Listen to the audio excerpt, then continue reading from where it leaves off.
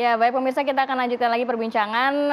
Saya mau ke Bang Martin, Bang. Kalau melihat kan sebenarnya banyak berita yang ya nggak tahu simpang siur, nggak tahu kebenarannya begitu ya. Apakah memang benar ada informasi ancaman-ancaman yang dirasakan oleh Brigadir Joshua dan juga disampaikan kepada pacar Pacarnya ya? begitu, dan hasil dari CCTV yang sudah dapat terungkap sejauh ini?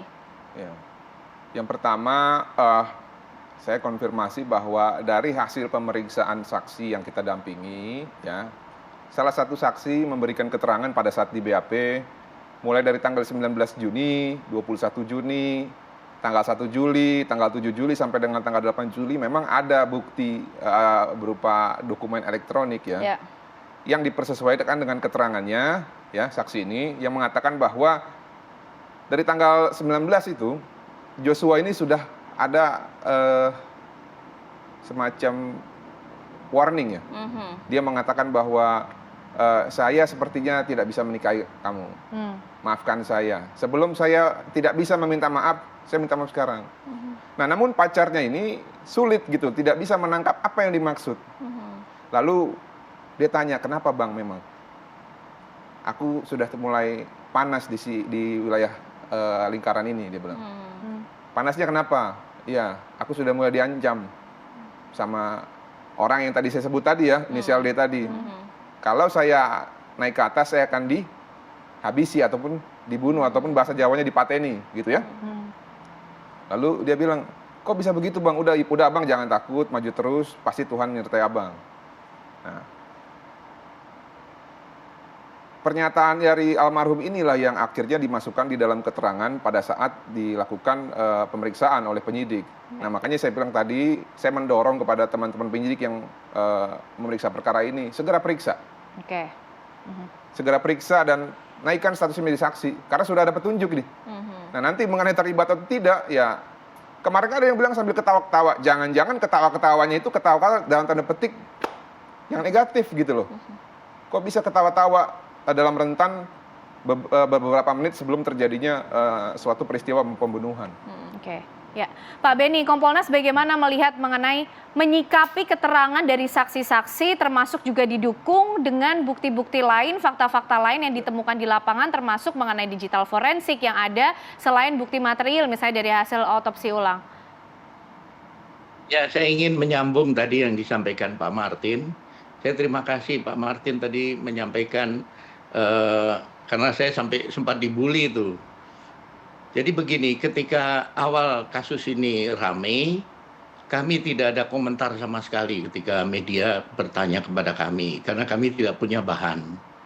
Tapi setelah Karopes rilis, bahkan kami setelah beredar ada informasi jari tangannya dipotong segala macam, kami turun ke Polres, kami tanya, kami dapat paparan di sana. Nah, setelah itulah yang kami sampaikan ke media. Adapun kebenaran semua itu kan masih diuji, masih dalam proses. Tetapi ya terlanjur kami akhirnya jadi korban juga gitu. Nah, terima kasih Pak Martin nyampaikan. Jadi saya ingin klarifikasi bahwa itu bukan kami mengada-ada ataupun ini, tapi kami turun langsung klarifikasi. Nah, itu sudah lalu. Marilah kita tatap ke depan proses pembuktian ini. Berkaitan dengan digital forensik, mungkin minggu depan kami akan dapat. Kemudian juga nanti saksi-saksi semua pasti diperiksa dan didalami, kemudian di cross check dengan bukti yang ada, sehingga nanti nilai pembuktiannya lebih kuat lagi. Jadi jangan khawatir bahwa kalau ada info masuk, itu pasti direspon dan didalami. Kemudian kami sendiri banyak menerima info dari publik, selalu kami tanyakan sumbernya dari mana, supaya kami bisa lebih mendalami lagi. Nah, ini saya rasa teman-teman dari tim khusus sendiri kerja siang malam, saya sendiri monitor sampai jam 2 pagi, mereka membahas kasus ini, kemudian mengevaluasi kasus ini. Mudah-mudahan nanti akan lebih cepat lagi. Baik, Pak Beni, tadi seperti katakan oleh Bang Martin, sejauh ini kok belum ada penetapan tersangka. Sudahkah ada informasi yang didapatkan Kompolnas, kenapa juga belum ada tersangka? Mudah-mudahan lah secepatnya, karena kami juga menanyakan hal itu, dan ada beberapa proses yang sementara berjalan. Karena terus terang untuk scientific crime investigation ini perlu waktu. Seperti contoh untuk otopsi ulang saja kan cukup lama. Ini pun juga demikian. Nah, kami berharap nanti kalau hasil dari Puslap 4 sudah tuntas, Inavis juga sudah tuntas, saya yakin segera akan ditetapkan tersangkanya. Oke. Ya, Bang Martin, melihat masih cukup banyak begitu ya waktu untuk benar-benar mengungkap tabir kematian dari Brigadir Joshua. Langkah nanti yang akan diambil oleh pihak keluarga dengan adanya proses ini, atau akan ada langkah selanjutnya yang diambil? Langkah yang pertama ya pasti kami mengawal mengawal penanganan kasus ini dan berkomunikasi dan berkoordinasi dengan penyidik yang menangani perkara ataupun menangani pelaporan kami. Yang kedua, kami juga akan mengejar, ya. Kemarin ada statement bahwa kami akan diundang terbuka oleh Komnas HAM untuk melihat bukti digital forensik. Walaupun memang tidak disampaikan jam berapa, di mana, terus kapan gitu, hari apa ya. Ini juga kami mau melihat. Tapi belum ada undangan Ya, maksudnya? karena sampai sekarang yang saya lihat itu belum ada kejelasan ya. Apakah memang setelah masuk dari rumah pribadi, Joshua ini masih keluar ke rumah dinas? Ini yang kami cari tracknya. Apakah memang benar setelah masuk rumah pribadi, Joshua dan rombongan itu menuju ke rumah dinas? Ini Walaupun penting. kemarin sudah disampaikan Komnas HAM, Bang. Penyampaian tidak disampaikan dengan dasar bukti yang kuat, itu menurut saya kurang bisa diterima. Nah, sekarang kan keterangannya CCTV di dalam rumah dinas rusak. Ya. Nah, berarti yang paling dekat untuk memenuhi fakta bahwa memang Joshua ada di situ dalam keadaan hidup adalah jejak digital yang membuktikan bahwa memang benar dia masuk. Kalau tidak masuk berarti ngapain lagi kita bahas rumah Tapi dinas? kabarnya sudah ada kan hasil CCTV dari rumah-rumah yang ada di sekitar situ begitu ya, yang memang benar ada yang menunjukkan bahwa ada yang perpindahan dari rumah pribadi ke rumah dinas begitu. Hanya mobil atau orang hidup berjalan. Kalau hanya mobil kami tidak percaya. Tapi kalau ada orang yang hidup dan berjalan tidak dipapa gitu, memang masuk ke dalam rumah itu, baru kami percaya memang Joshua masuk ke dalam rumah dinas. Kalau tidak, berarti TKP terakhir mungkin saja di rumah yang lain. Makanya kami meminta supaya tidak ada opini-opini yang liar, ya. Kami minta dibuktikan diperlihatkan kepada kami. Supaya kami juga tahu bahwa memang benar lokus dan tempus itu di situ. Kemarin kan sempat seperti semacam kayak gaduh ya, dalam artian kita dibilang salah. Salah dari mana? Orang kami menduga kok. Kenapa kami duga? Dugaan kami dengan dasar jarak antara Magelang dan Jakarta itu 7,5 jam, 530 km. Ya, komunikasi terakhir jam 10.48, waktu kematian jam 5. Kami tidak tahu bahwa seorang istri jenderal itu bisa dikawal oleh patwal. Kalau dikawal ya bisa aja cepat-cepat saja orang dibuka jalannya kok.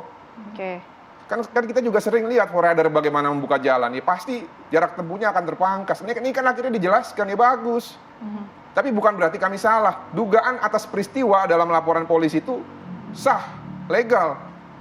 Kenapa kami menduga ada dasarnya? Jadi jangan bilang yang aneh-aneh ya. Itu dugaan itu real, didasarkan dengan logika hukum. Yang nanti tentunya masih harus dibuktikan dengan bukti-bukti lain, baik material dari digital forensik ataupun juga dari CCTV dan juga hasil otopsi ulang. Itu yang ingin dikejar oleh pihak keluarga. Kronologi yang jelas. Pasti. Kalau scientific itu jangan sampai digunakan, ya, apalagi teori-teori psikolog forensik. Janganlah kita pakai untuk mengaburkan ya perkara. Ini ada orang yang meninggal. Peristiwa pembunuhan itu pasti ada pembunuhnya. Ya. Jadi kalau ada CCTV mati, bagaimana kita mau bilang ini scientific? Oke Pak Beni, bagaimana Kompolnas nantinya terus mendorong agar seperti CCTV lah diungkap ke publik, jadi benar-benar pihak keluarga ataupun publik benar-benar meyakinkan kejadian-kejadian yang terjadi memang benar adanya begitu? Ya, tentunya nanti hal-hal yang memang dapat dipublikasikan atau disampaikan ke publik itu pasti akan disampaikan, karena dalam proses penyidikan itu lebih sifatnya tertutup, dalam arti ketika nanti dipublikasikan kemudian pihak calon tersangka tahu kemudian nanti mereka merancang sesuatu untuk menghilangkan jejak dan sebagainya, itu akan merugikan penyidikan. Jadi pengalaman kami sebagai penyidik seperti itu. Ada hal-hal yang bisa, ada hal-hal yang tidak. Jadi ini marilah kita tunggu sama-sama karena proses sementara berjalan. Sekali lagi, kami dari Kompolnas independen, ya, dan kami jaga integritas kami. Kemudian juga kami ingin memastikan bahwa semua proses ini sesuai dengan aturan yang ada, dan kami selalu mengawal dan mendorong untuk percepatan proses ini. Oke, baik. Ada yang bisa, ada yang tidak bisa disampaikan, tapi yang pasti kedua belah pihak harus memiliki porsi yang sama, akses yang sama terhadap informasi tersebut, karena independensi dan transparansi yang dikejar ya Bang Martin ya. Oke, baik, terima kasih Bang Martin Lukasi Manjuntak, kuasa hukum Brigadir Joshua, dan juga Irjen Purnawirawan Benny Mamoto, Ketua Harian Kompolnas Republik Indonesia, sudah bergabung bersama kami pada pagi hari ini. Tentunya kita nanti masih sama-sama akan ikuti ya bagaimana jawaban dari teka-teki kasus ini, begitu ya. Terima kasih Bapak-Bapak semuanya. Terima kasih Pak Benny. Salam sehat semua.